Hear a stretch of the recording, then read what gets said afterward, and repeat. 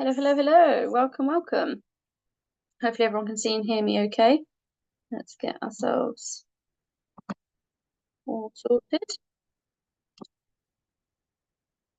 Welcome to our A-level chemistry web classes. This is our Sunday session of A-level chemistry.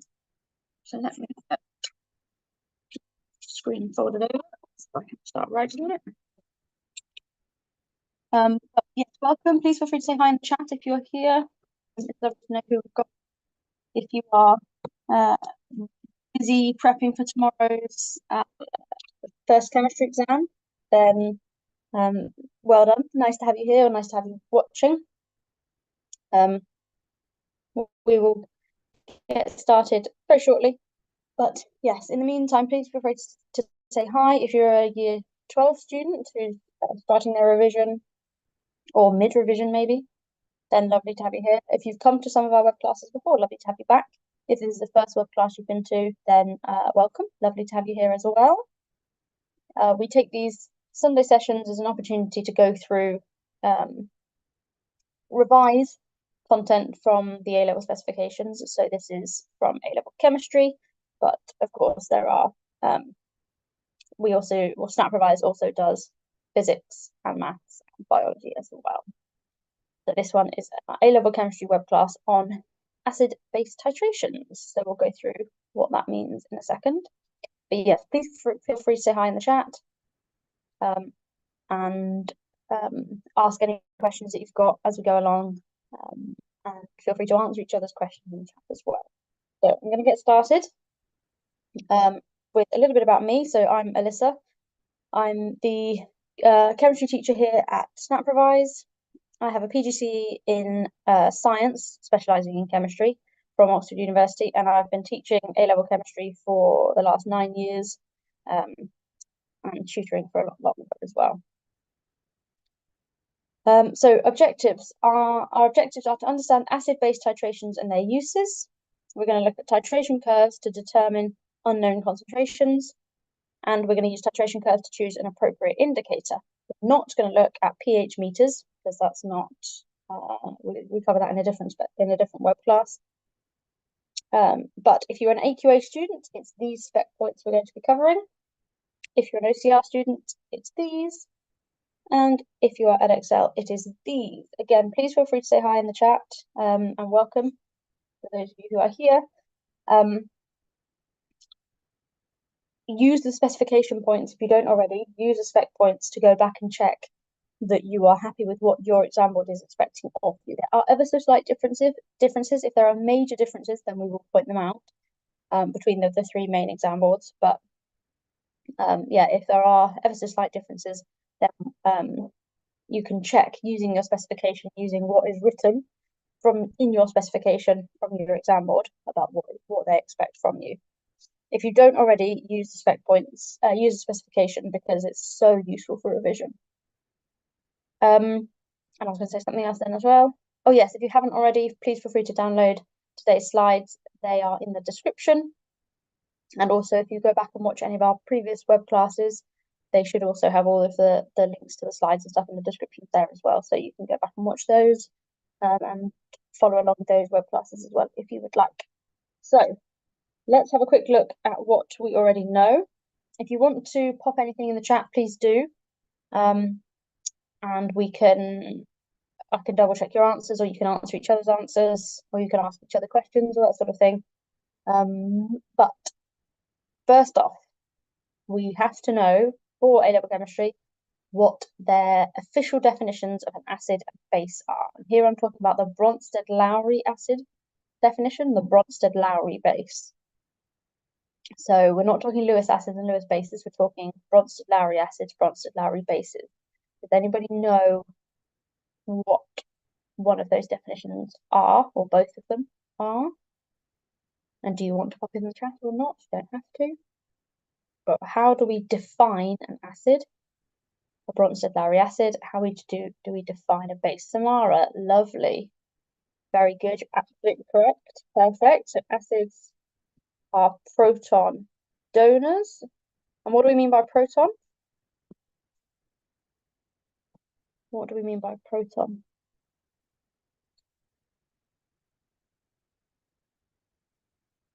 So it's often not kind of explicitly explained, but yeah, very nice. Well done, Samara, as well. Perfect. H plus. So it's a hydrogen atom which exists as a hydrogen of an electron. That's a hydrogen atom. So if we remove the electron to turn it into an ion, a H plus ion, then all that's left of the hydrogen atom is the proton. Hence, we can just call it a proton. Now, it's not just a random proton floating around. It is a proton that used to exist as a hydrogen atom. So hence we think of it as a H plus ion, but you can also just call it a proton. Either is fine. So acids are proton donors, H plus donors. For example, our HCl can dissociate into H plus and Cl minus. I mean, actually, this is probably more of a one-way reaction. We do think of hydrogen, HCl as being a strong acid, so it will completely dissociate. So I will make that very heavily one-sided there. But it can dissociate into its ions. Very good. And then a base. Oh, Tafara as well, brilliant, well done. You're absolutely correct. So what also is a base then? Bases are what? If the Bronsted-Lowry definition of an acid is a proton donor, then the Bronsted-Lowry definition of a base is what?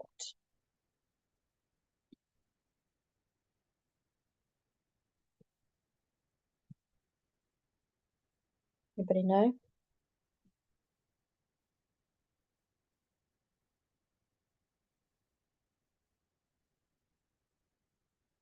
Acids are proton donors. Very good, well done, Samara. Therefore, bases are proton acceptors. For example, sodium hydroxide can behave as a base by accepting a proton to become a sodium salt and water. Very good, Nikhil as well. Perfect. And again, I'm just going to add in my state symbols. Complete. Oops, that's supposed to be at the liquid. L for liquid. There we go. Okay.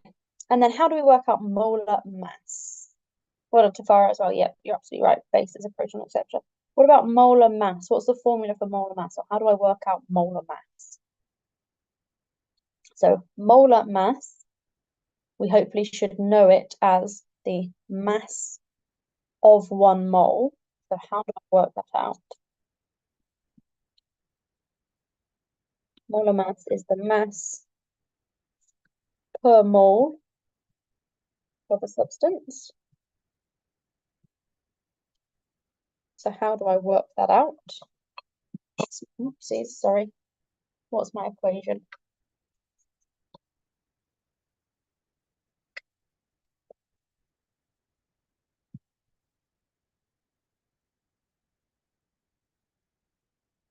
If it's mass per mole, it's got to be mass divided by moles. That is my MR, my molar mass.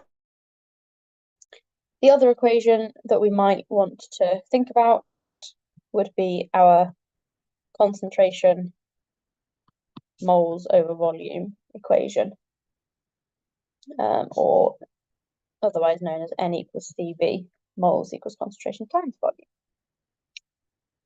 Okie dokie. Right, let's keep going.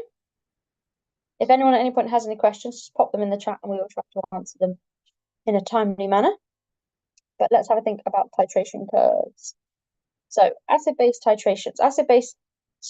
Titrations can be used to measure the concentration of an acid by slowly neutralizing the acid with a base of a known concentration, or vice versa, of course. So we can have something of a known concentration in our burette, and we can have something of an unknown concentration in the conical flask. We then add our burette solution to our conical flask solution until we get a color change, because we will have used a suitable indicator. And then we can use that to work out the unknown concentration. How can we measure pH change? There are two main ways that we can measure pH change so we know when we have reached our endpoint. What are they? I've mentioned one of them already. Oh, excuse me, my hay fever is awful at the moment. I've mentioned one of them already, but how can we measure pH change? Two main ways. What techniques can we use? Or what pieces of equipment can we use?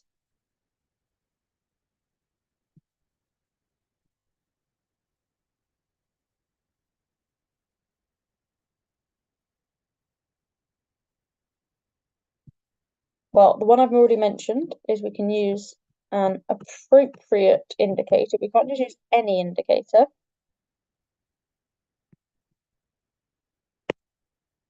We can't just use any indicator, unfortunately, because they won't be suited to each of the acids. But we do have some, favorites. So, for example, phenolphthalein is a favorite indicator because it fits very nicely in the pH change for sodium hydroxide and hydrochloric acid. But we don't have to use phenolphthalein.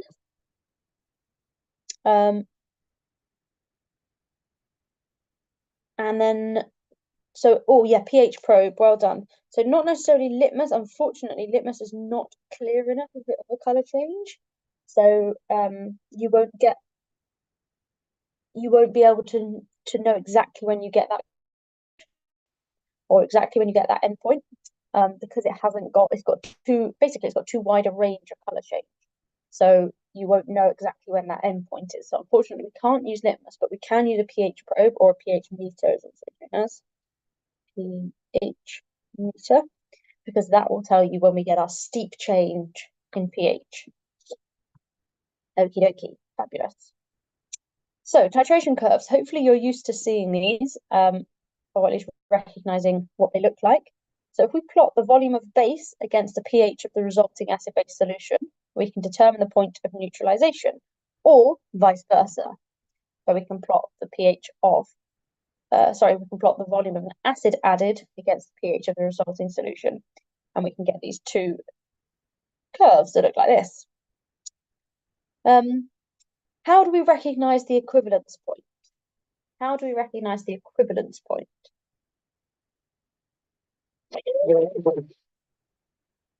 Anybody know?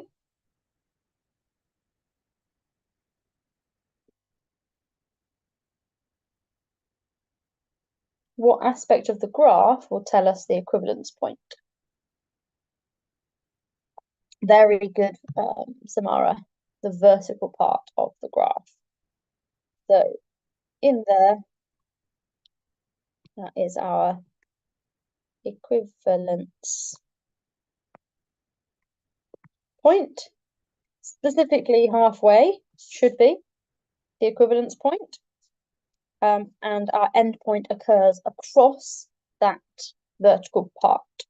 So the equivalence point occurs across the endpoint, which is the quick change, which is where we see the color change. And the same over here, of course, obviously, as well. And I was going to say something else then as well. Oh, yes. So if I'm going with this first graph on the left, hopefully we can see I've started with an acidic pH. I've ended with a basic pH.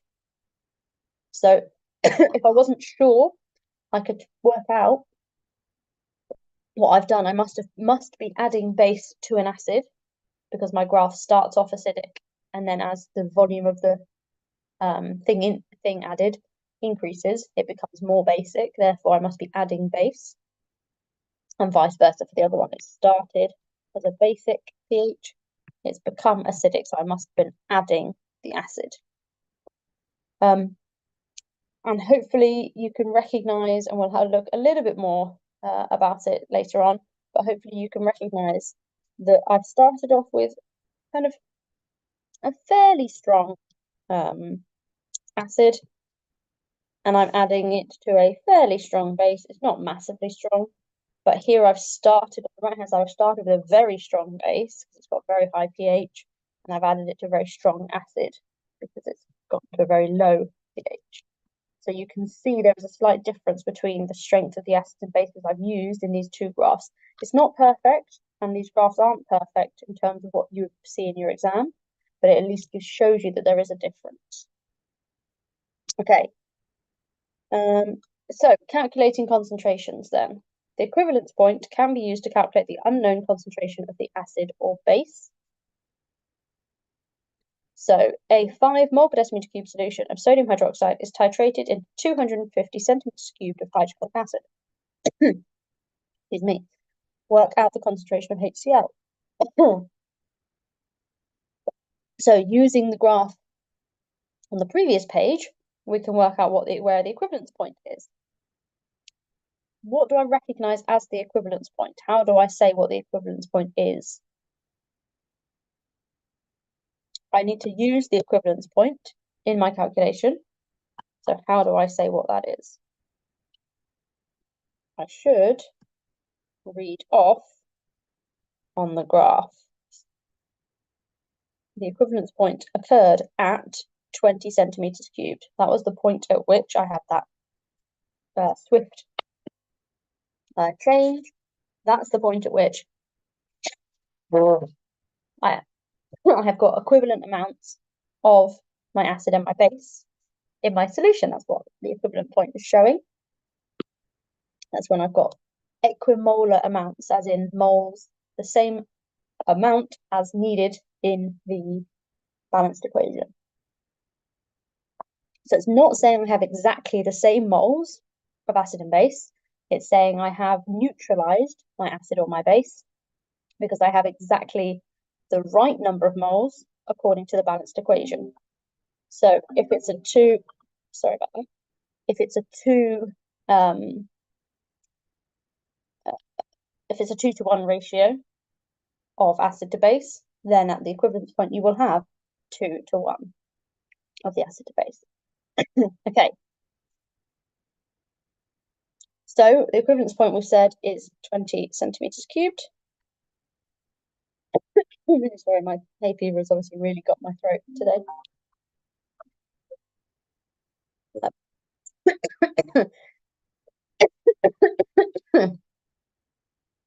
I'll try that again. So how do I work this out then? How do I work out my equivalence point? What am I going to do? What calculations do I need to do, etc.?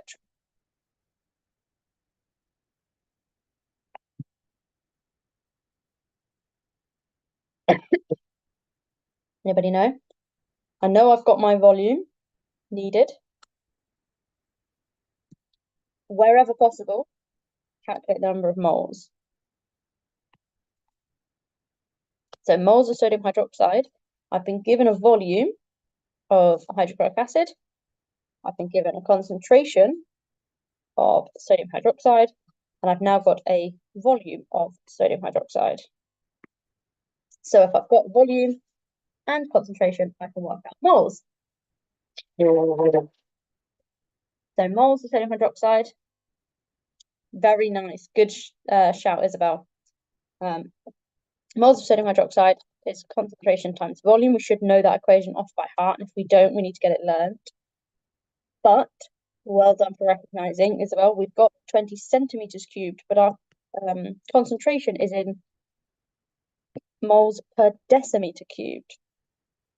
So in order to go from concentration times volume to moles, we need to change to decimeters cubed. So how do we do that? How do you change from centimeters cubed to decimeters cubed? Hopefully we know. You need to divide by 1,000.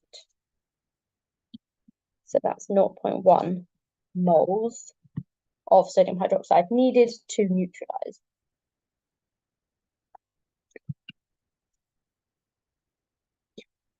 I will always encourage people to put, well done, Priscilla, fabulous. I would always encourage people to put units in to their calculations if you can, because it helps you to recognize when if you have made a mistake, or if you've forgotten to do a conversion, or maybe if you've used the units in the wrong way, etc.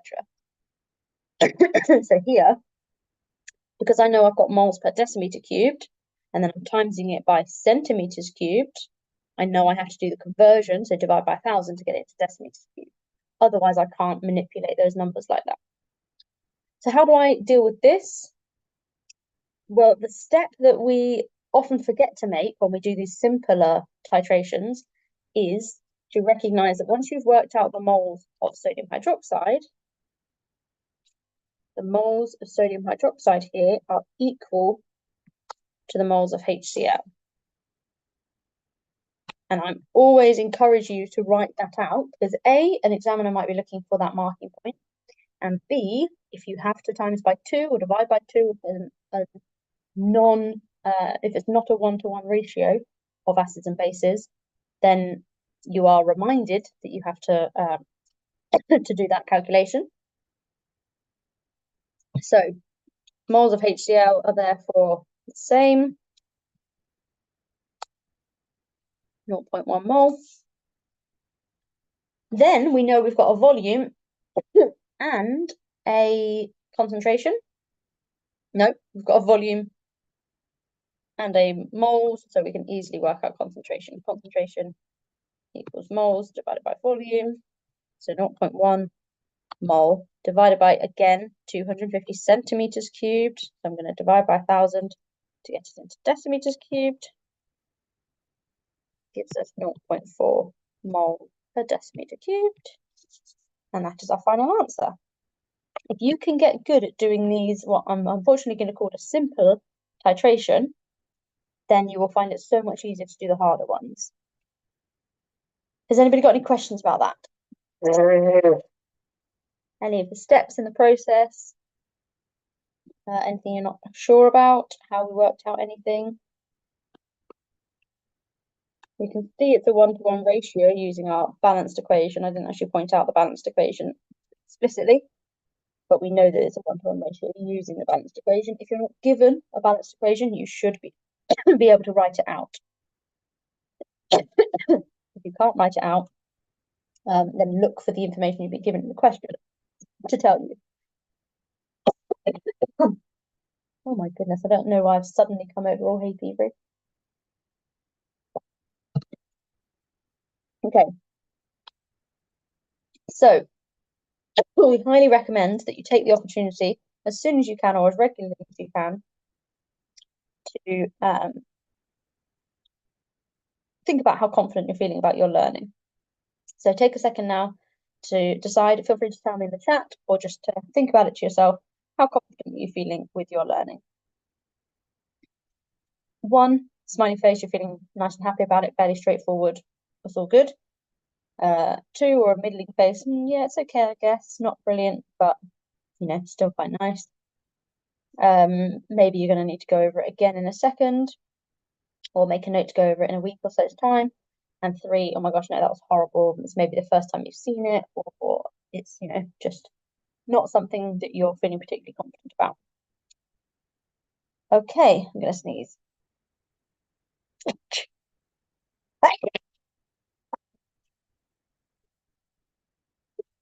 No, my days, I told you my hay fever is playing up. Crikey. Oh, right. I'm going to give you guys a second to have a go through this exam question. I'm not going to read it out because I'm slightly concerned that my voice is going to give out if I do. But have a quick read through. I'm going to give you a minute and a half head start, and then I'm going to go through this.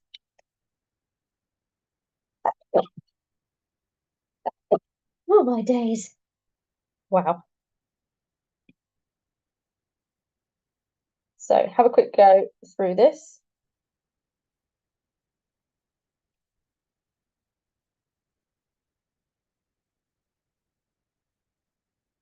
And let me know what you're thinking.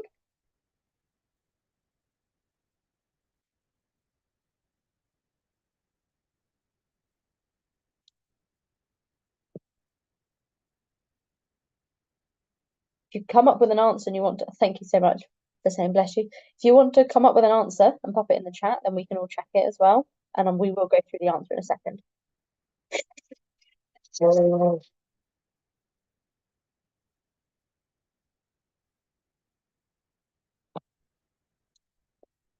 Again, just going to give you another minute.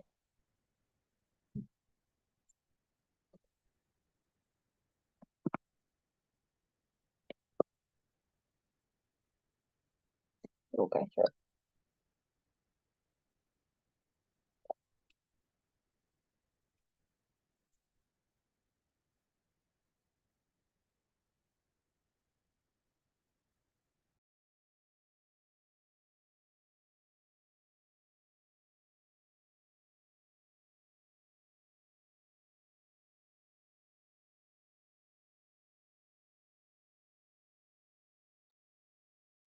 Okay, so I'll try and read through it without hopefully coughing too much. Glycolic acid and thioglycolic acid are weak acids. Lovely. Glycolic acid reacts with bases such as aqueous sodium hydroxide to form salts. Okay, fine, useful. A student pipetted 25 centimeters cubed of 0.125 moles per decimeter cubed glycolic acid into a conical flask. Okay. So I've got 25 centimeters cubed of 0.125 mole per decimeter cubed glycolic acid in a conical flask. The student added sodium hydroxide from a burette. Okay, a pH meter and data logger were used to measure continuously the pH of the contents of the conical flask. pH curve that the student obtained is shown below. 1 mole of glycolic acid reacts with 1 mole of sodium hydroxide. Okay, so it's a 1-to-1 ratio. Oh, lovely. Thank you, Isabel. So for the reaction that takes in the titration orders, it's 1-to-1 out.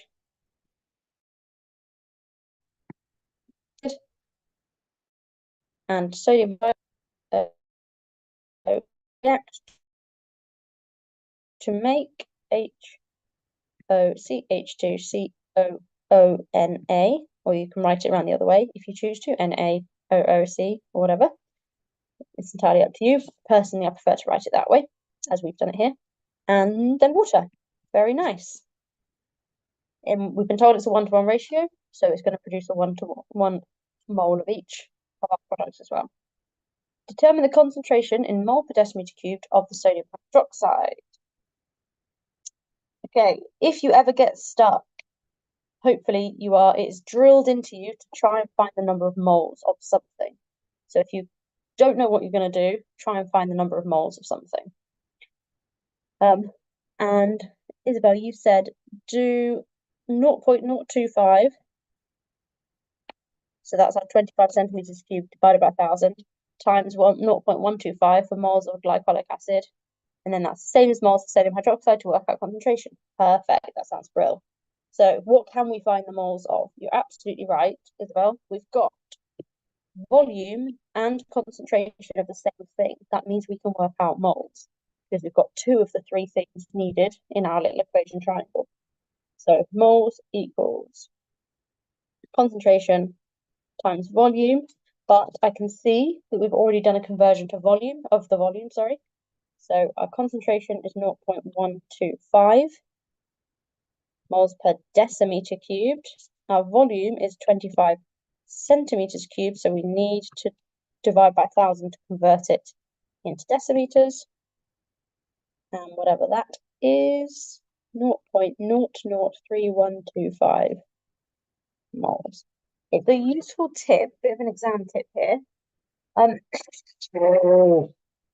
If you get a number that is horrifically not a round number, so maybe it's like 18 decimal places or something ridiculous, and it's all, it's all 3s and 7s and 1s and 2s and all this sort of thing, the chances are you might have done something wrong. Doesn't mean you have, but it's worth just double checking, because usually your molar amounts are all lovely roundish numbers like 0.25 0.125, 625, sorry, 0.0625, 0.075. It's all those kind of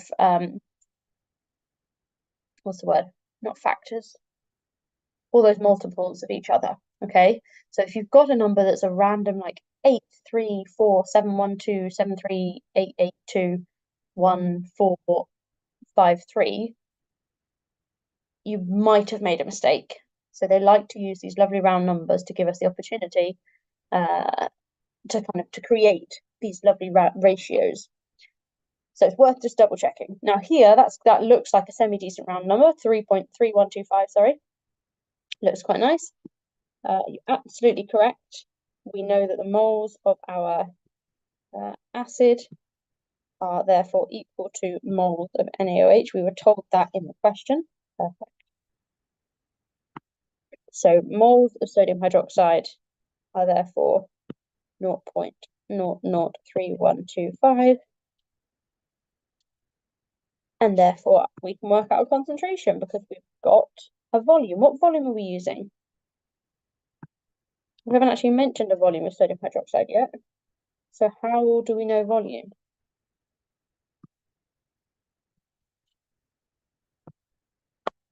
What volume are we going to use?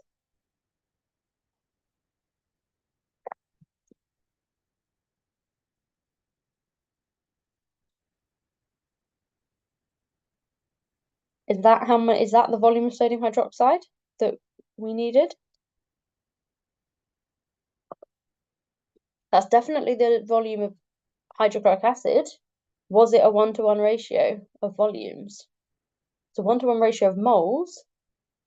And if so, if it's a 1-to-1 ratio of moles and it is a 1-to-1 ratio of volumes, well, then we don't actually have to do any calculations because we know that the concentrations must be equal as well. So why would they send us on a wild goose chase with some calculations? So it can't be identical volumes. There must be a difference in volumes to mean there's a difference in concentrations as well. If they've got the same number of moles, which they do because they've neutralized each other, we do use the equivalence point. Well done, Samara. We do. So looking at the graph that they gave us, how much sodium hydroxide got us to the 1-to-1 ratio, to the point where they have the same, the equivalent number of moles, whatever that is on our graph. Oops, my line is not very straight at all. 22, looks like 22 centimeters cubed. If I follow down the straight bit of the graph, the flat bit of the graph, you should, I think, get me to 22. So well done, we used the equivalence point. Well done, Isabel, as well. Lovely. So moles are 0.003125 divided by our volume, which we've just read off as 22, but that's centimeters cubed, so obviously need to convert to decimeters cubed. So we divide by 1,000, convert it to decimeters cubed, so we get 0.142 mole per decimeter cubed. And that is our answer. Quick double check. Does it make sense? Yes, well done, Isabel. That's correct. Quick check, does it make sense? So we started with our glycolic acid having a concentration of 0.125 moles per decimeter cubed. We know they react in a 1-to-1 ratio, and we had 25 centimeters cubed of glycolic acid, but we needed just a bit less of sodium hydroxide to counteract the glycolic acid. Therefore, the concentration must be ever so slightly higher, which it is at 0.142. So that makes sense. All of it all seems to fit together as one, so that's good. Okay, hopefully everyone's happy with that. If you're not, give me a shout. Otherwise, we can have a look through. So part 2 is choosing an indicator, choosing an appropriate indicator. This is something that it is fairly straightforward, but students, until it clicks, find it a little bit difficult. So different indicators change color over different pH ranges. color, let's try and spell color right. Color over different pH ranges. So phenolphthalein will change color approximately between 8.5 and 10, or 9.5. That's when it changes color. Bromothermal blue will change color between 6 and 7.5-ish. And then methyl orange between 2.5 and 4-ish. That's where we get the color change. So in order to use the indicator that is most appropriate, you need to know an approximate endpoint, and that endpoint must be across the equivalence point of the reaction. So the end point of the, and I'll say / color change must be across the equivalence point of the reaction. If it's not, you're going to get a notification as the scientist doing the experiment. You're going to get a notification that the reaction, the titration is finished, that you've met the end point, that you've got to the equivalence point when you haven't yet. Or you'll go way past it and then you'll get a color change and you'll stop the reaction and you'll assume that your volumes that your molar amounts are now equal or equivalent. So not equal, equivalent. But actually you would have gone way past it. So we must have the endpoint or color change across the equivalence point of the reaction. Any other thoughts about appropriate indicators? Why, for example, can we not use universal indicator as an indicator for the titration? Any thoughts? I'm just popping up my tea.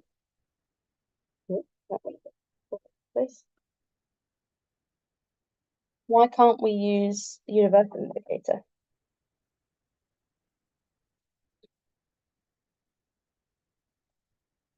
But we can use phenolphthalein, bromothermal blue, or methyl orange.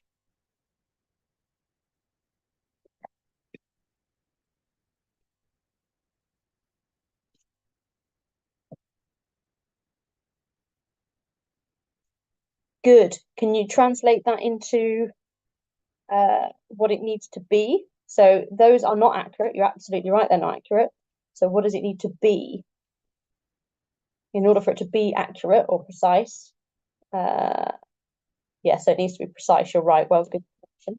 Precise is the right word. What do we need? Yes, well done, Amin. Exactly right. We need to have a strong color change. So universal indicator has a gradual color change. So how do you know when it's gone? Chances are you won't see it until it's gone too far. So we need a very distinct, a strong color change, and it needs to be in terms of the colors, the difference between the colors, but also it has to have a sharp color change. So it must have a distinct color change in terms of the colors. Distinct color change, as in colors need to be different from each other. And we must have a sharp color change. So like universal indicator, it can't change color over a huge pH range. Otherwise, we're never going to know when the end point comes. One drop should be enough to change the color.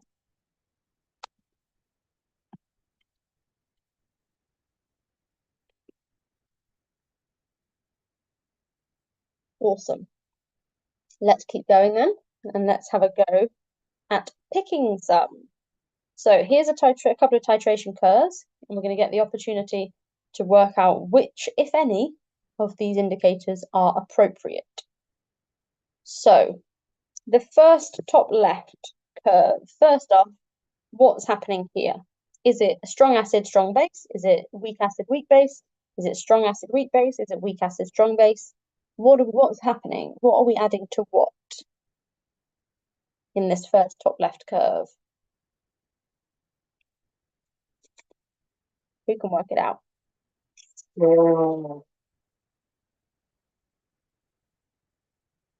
Strong acid, strong base, yeah? So is this the pH of a strong base?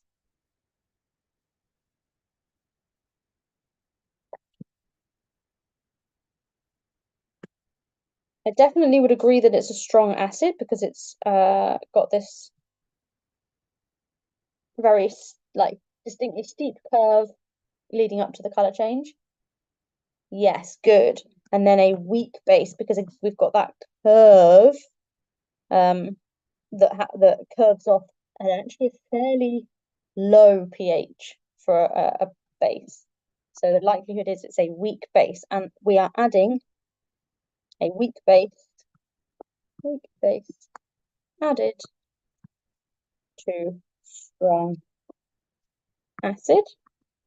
And therefore, our equivalence point is happening down here, approximately there is where it starts. Oops, too high. There we go. Now, which of our indicators is appropriate to use, do we think? Well done, Isabel. Yes, strong acid, weak base. Which indicator is appropriate? Could we use phenolphthalein to tell us when the endpoint has been reached?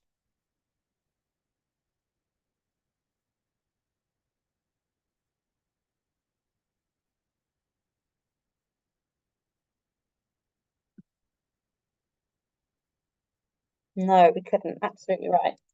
We cannot use phenolphthalein. It's too far away from the endpoint. You're going to get the endpoint change, and then you're not going to be able to, you won't see the phenolphthalein won't change. It'll actually probably change color when you've added kind of 40 to 45 centimeters cubed of your acid. No, of your base, sorry. In which case, it's way past the equivalence point. So that would be absolutely useless.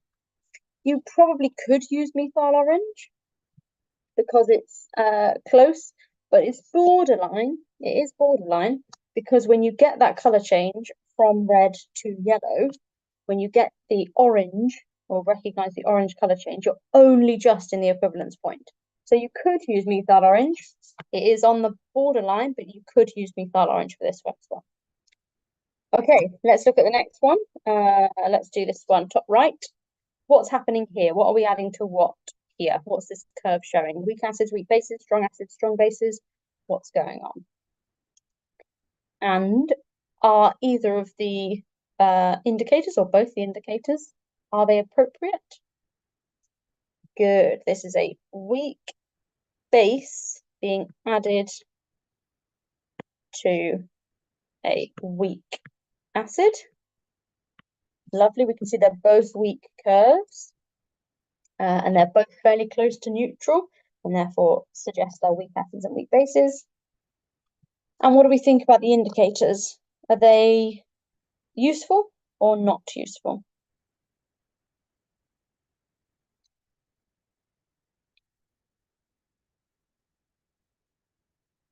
Neither would be appropriate. Very good. They're both way outside of the equivalence point.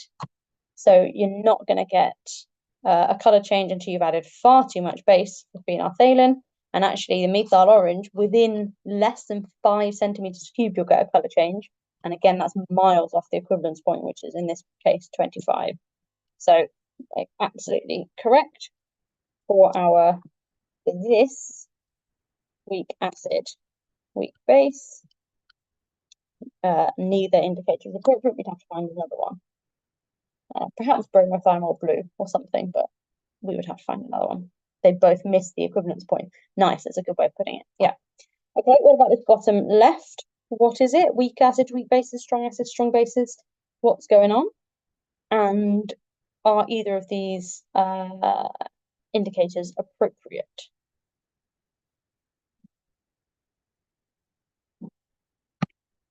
That was really quick, Isabel. Well done.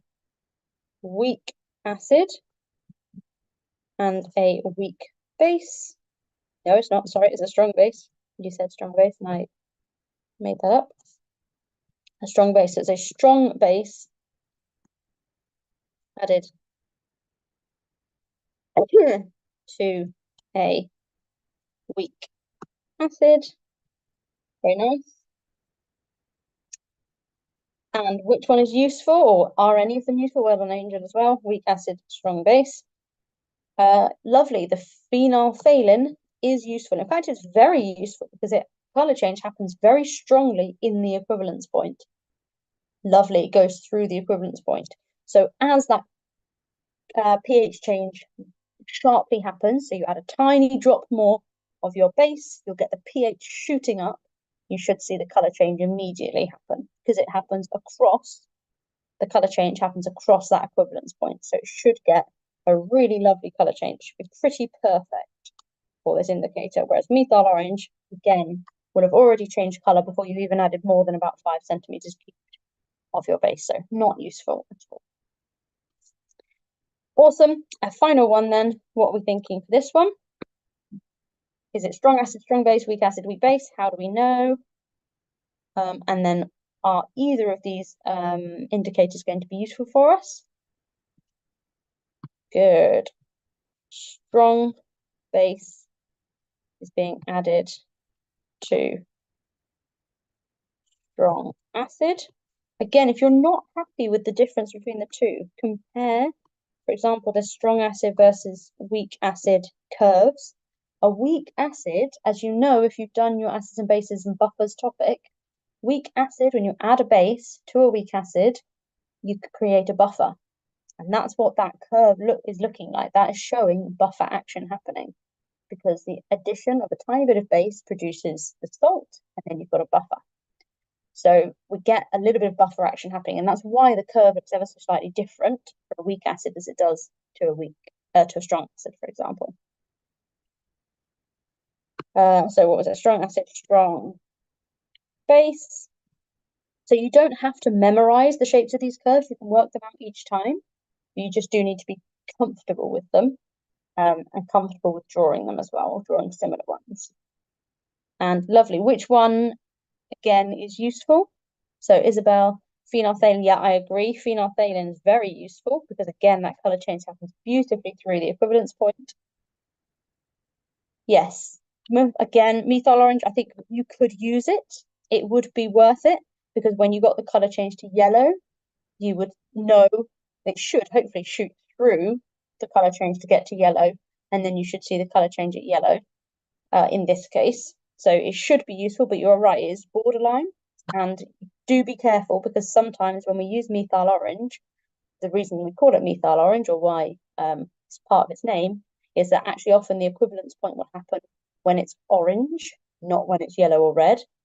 So that there can be a tiny bit of confusion there. So just bear in mind or be aware that with methyl orange, sometimes we get the equivalence point to occur very close to where the color change happens, and therefore you're looking for the color orange to show the equivalence point has been reached, not a full-on yellow. If you've gone yellow, you've gone too far into the alkali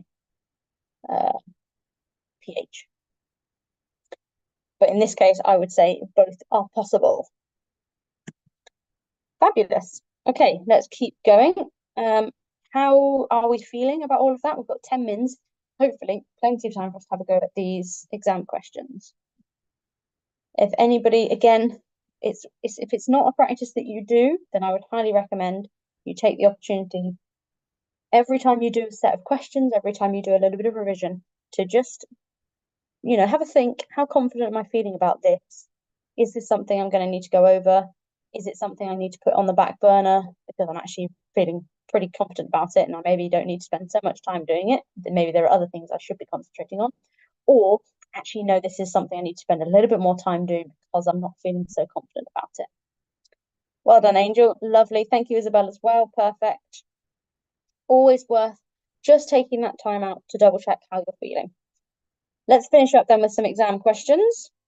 I love these kind of questions, for me anyway, because I'm not got such bad memory. I like having questions where I've got something to look at, something to kind of to digest and to kind of pick apart. So titration curves labeled E, F, G, and H for combinations of different aqueous solutions of acids and bases are shown below. All solutions have concentrations of 0.1 mole per decimeter cubed. Fine. What they're saying there is that means they're comparable. It means I am literally comparing the strength of the strength of the acid and the strength of the base. I'm not comparing concentration because, of course, don't forget one of the things that we focus on at GCSE, for example, when you look at acids and bases, is that you can have the pH or in a solution of a weak acid if it's got a high concentration. You can have the same pH of a weak acid at a high concentration as you can a strong acid at a very, very low concentration, because pH is simply concentration of H plus ions, concentration of protons. So by saying all solutions have concentrations of 0.1 mole per decimeter cubed, they're saying we can easily compare strong acid to weak acid without having to worry about it. So E, F, G, and H, I'm not going to describe them yet because hopefully we'll do that as we do the question.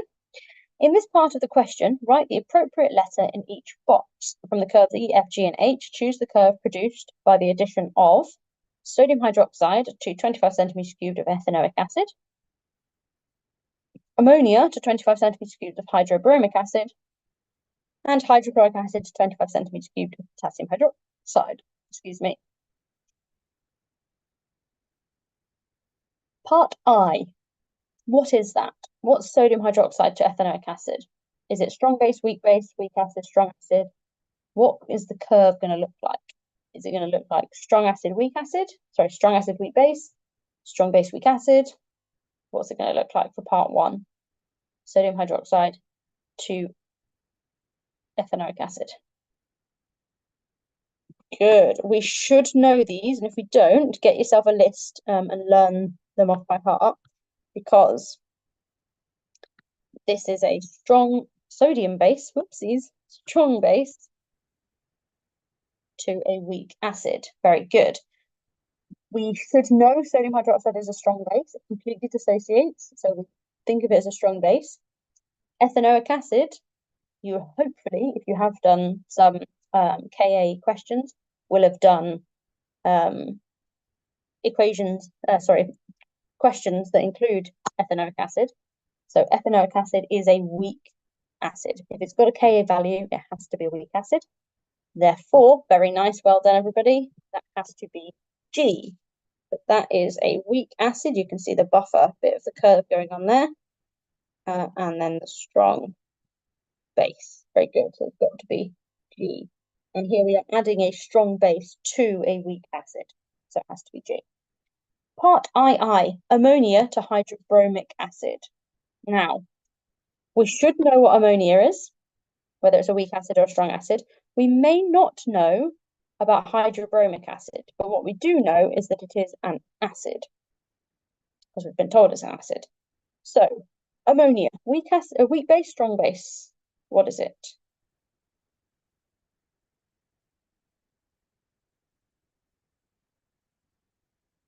Ammonia is a weak base. Very good. So we're adding a weak base to an acid. So it needs to be F. Good. It needs to be F. E is a strong acid, strong base.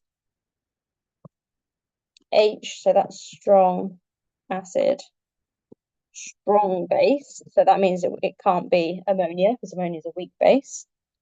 And then H is actually, you're adding an acid to a base, which is not what part 2 is saying. So it has to be F, even if we don't know what hydrobromic acid is. And that's why they've done it in this order, and that's why they know that you are capable of doing it. Even if you've not met hydrobromic acid before, you can work out what the answer is. It has to be F, because the other ones are strong bases, or H is the wrong way around. It's adding an acid to a base and not a base to an acid. Good, well done. And part 3, hydrochloric acid to potassium hydroxide. Again, you should really know whether potassium hydroxide is strong or weak.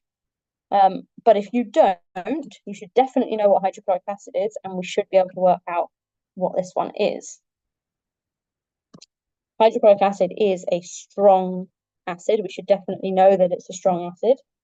Potassium hydroxide is actually a strong base. Even if you don't know, even if you only know it's a base, we are adding acid to base. So there actually is only one option. It has to be H because that's the only one that shows it the right way around. But that's why they added in E. We can see that's why they've added in E, because they're trying to trip us up. They're trying to get us to put E because we've gone, oh, strong and strong. Yeah, it's got to be E. But it's the wrong way around. That's adding a strong base to a strong acid. I is adding a strong acid to a strong base. So it has to be H. Oh no. What's happened? Sorry.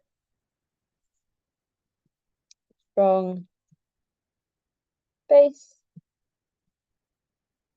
Strong acid being added to a strong base has to be H. Lovely. The student decided to carry out this titration using an acid-base indicator. What important factor does the student need to consider when deciding on the most suitable indicator to use for this titration? What important factor does the student need to consider when deciding on the most suitable indicator to use for this titration? Very nice. Good. We need to mention the equivalence point. Must clearly show the equivalence point. The color change must go within the equivalence point. All of that. Lovely. Very nice. So there is a sharp color change. You can use the term endpoint to mean the color change. So if you haven't mentioned a color change, but you've mentioned endpoint, that's fine because they mean the same thing within a titration. So there is a sharp color change, or the end point of the titration is within the equivalence point, the vertical section on the vertical section on the graph. So you can say within the equivalence point, or you can say within the vertical section on the graph. Again, they are equivalent, so you can say either. Fab. Well done. Let's keep going. Final question. Titration curves labeled E, F, G, and H. They are the same as they were on the previous page. I'm just double checking that. Yeah, they are. Part B says the table shows information about some acid-base indicators. Which indicator in the table could be used for the titration that produces curve E, but not curve F? Okay, so I can ignore those two. Which indicator in the table could be used for the titration that produces curve E, but not curve F?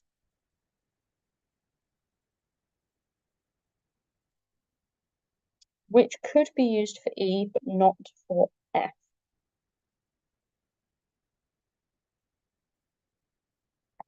So what's the difference between these curves?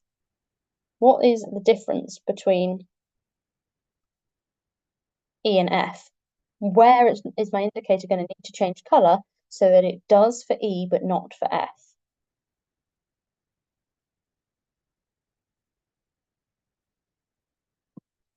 The difference in the equivalence point is only this top bit here, isn't it? So I need to find an indicator that will change color in that top bit, because then it will change color for E, but it won't work for F. So let's have a double check.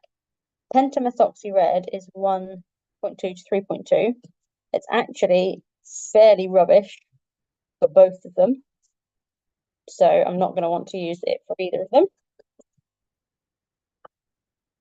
Naphthyl red changes color between 3.7 and 5. Actually, that's pretty good for both of them, but it would change color for both of them. So again, not useful. Sorry, because it would change color for both of them, so I can't use it. 4-nitrophenol, 5.6 to 7, 5.6, 7. So that would change color for F and also would for E. So again, it would be useful for both, but doesn't answer my question. And then cresol purple or cresol purple, 7.6 to 9.2. That, whoops, 7.6 is probably up there, to 9.2 is actually pretty rubbish for F because we've already gone past the equivalence point at that point.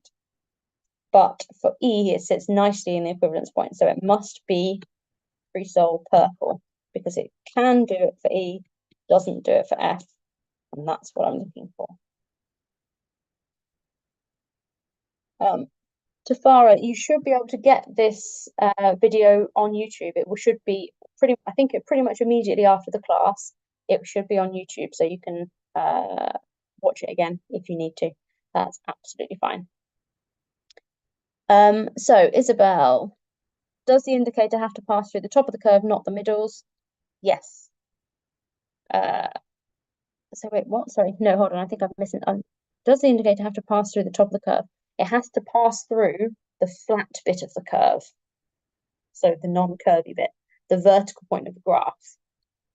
If it goes through the vertical point of the graph, that's when you get the quick pH change by adding just a drop of your, whatever you've added, in this case, our base. You add a drop of the base, you get a quick color pH change, and the indicator changes color according to pH, so you get a quick color change as well.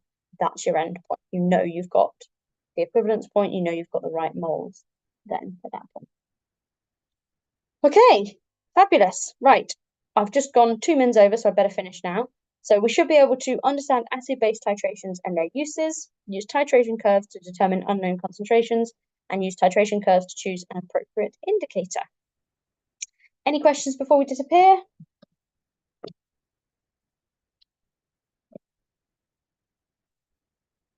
Feel free to go and have a look on the web class. I've done loads of these videos now for SnapRevise, so feel free to go back and look through the channel, and you can find all the videos and hopefully all of the slides as well. And oh, thank you, Angel. Well done. Well done for being so attentive and asking great questions and answering them as well very nicely. And I hope to see you at a future web class at some point soon. Thank you all. Well done. Cheers.